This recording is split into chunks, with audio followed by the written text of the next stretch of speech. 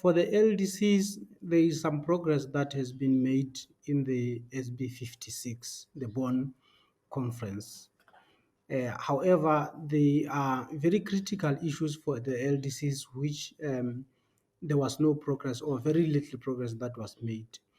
An example of that is the issue of adaptation, the issue of loss and damage.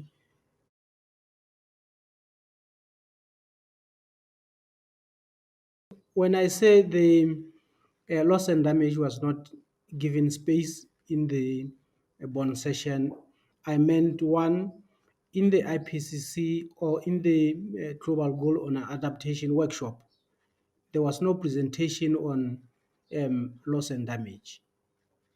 Even in the negotiations, since it was not part of the agenda, there was no agenda item that was proved on loss and damage. So, on that respect, loss and damage was not fairly treated and given enough space to be discussed in the process.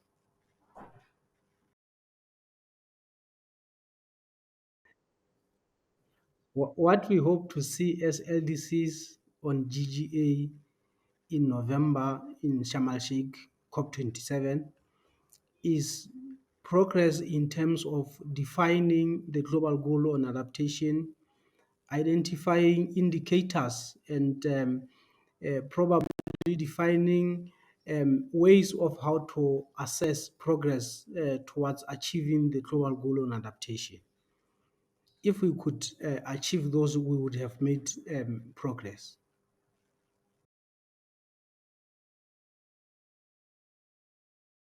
We as the LDCs, we want to see on loss and damage, discussing first the the evidence that is there on how much loss and damage is already occurring and how much can we expect.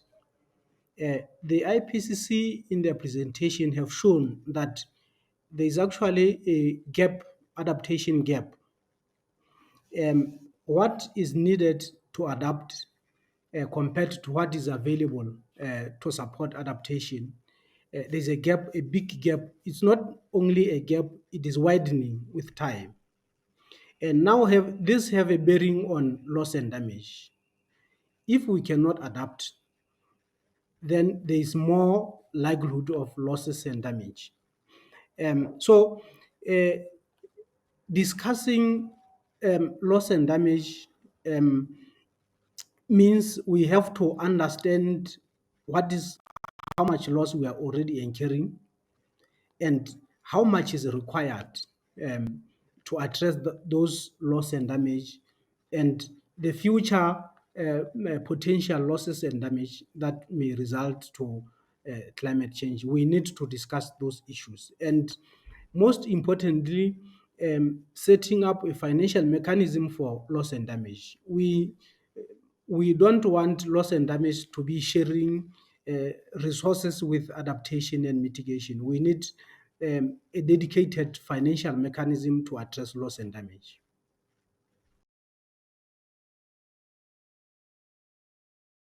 Our request to the G20 would be that um, w- we would want the developed countries to honor their commitments in reducing their emissions.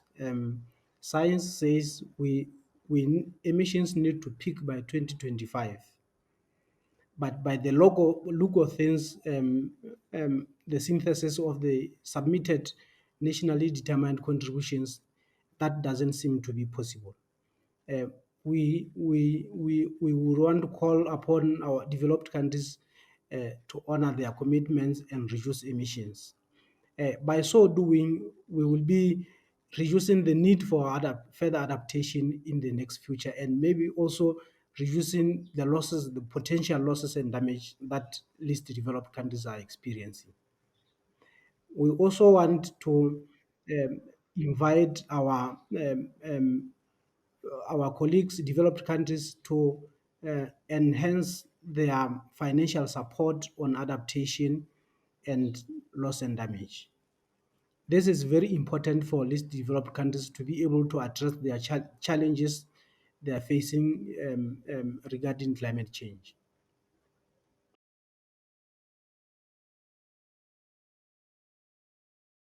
Where they are mindful of their long-term goals, where they are saying they are establishing what they call climate club.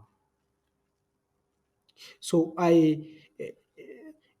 it's good to do different initiatives aside, but I see that has potential to compete with the financial mechanism under the UNFCCC process. So because that club will be funded by the G7, there's potential that their contribution in the financial mechanism in the UNFCC process might decline because of the other commitment they have made. So um, I would I would urge that while they are doing that to meet their targets, they should also consider scaling up their finance, especially for adaptation and loss and damage for least developed countries.